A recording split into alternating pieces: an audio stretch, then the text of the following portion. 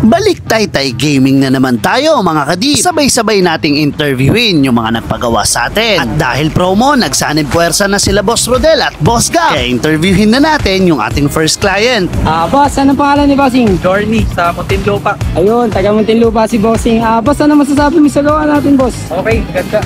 Okay po, boss. Check mo na lang, boss, ha. Maraming salamat po, boss. Baka po may gusto kayo shoutout, boss. Kaya okay na. Shoutout sa likod ni Bossing. Shoutout. Salamat. Medyo mahihain ang bossing natin pero importante, perfect score again. Yun naman yung importante sa lahat, yung masulit natin yung binayad ng client. At next project natin mga kadip, Mags naman ang sniper at metallic gold ang napili niya. Ito naman sa Raider 150. Pero bago yan, unahin muna natin itong naki-sniper. Yan, si Bossing, anong pangalan ni Bossing? Patrick Dison. Si Boss Patrick, taga saan po? Taytay. So, Ay. Boss, ano masasabi mo sa trabaho natin, boss? Good. Kung i-rate natin, boss, 1 to 10, anong pasado ba? 10 out of 10 out of 10. Maraming salamat po, boss. Baka po may gusto po kayo shoutout, business or what, mga kaibigan. 10. Shoutout sa asawa ko. Yeah. Yari ako mag-uwi. Yo, shoutout sa business ni Bossing. Yan.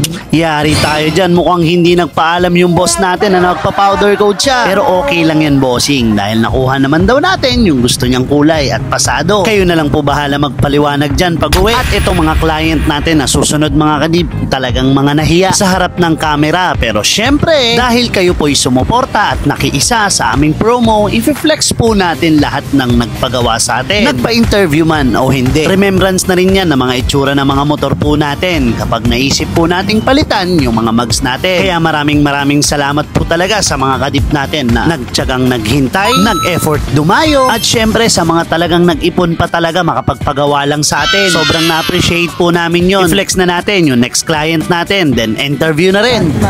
O pala si Cheren, Parit na lang po ng gawa natin, ma'am. 800. Sobrang ganda eh. Napasaya ako.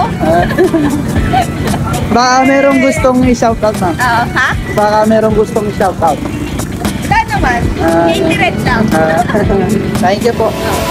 At ayun madam, maraming salamat sa pagtiyagang paghihintay sa pagpapagawa dito sa atin sa Taytay Branch. At maraming salamat din kay Boss Rodel na alam naman natin na kinakabahan siya every mag-i-interview ng mga kliyente natin. Ang importante, nalalagpasan natin yung mga kahinaan natin. At proud ako kay Boss Rodel dahil nagagawa niya na rin yung mga bagay na takot siyang dating gawin. O siya, i-flex na natin tong last client natin. Si Bossing.